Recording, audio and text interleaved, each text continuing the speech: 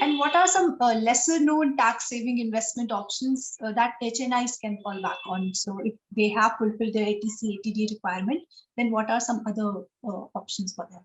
HNIs can consider investing in tax saving bonds.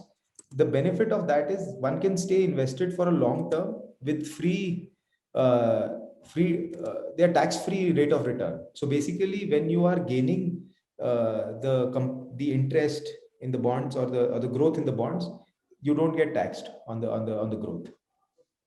Right. So any other option apart from tax saving? So there can be careful planning in capital gains. For example, from a HNI perspective, right?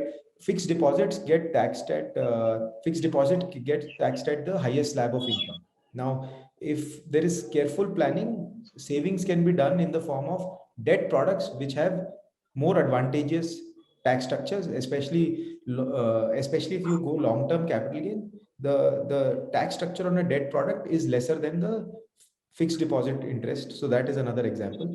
In terms of then equities have a favorable tax structure on long term compared to other instruments of growth, right? And then there can be some planning for real estate which can be done. So there are instruments where planning can be done. And if it's truly HNI, certain elements around building a trust or another entity also can be planned and done. But in general, the tax planning can move from saving this year's income, saving tax on next year's income versus uh, tax saving on the gain itself.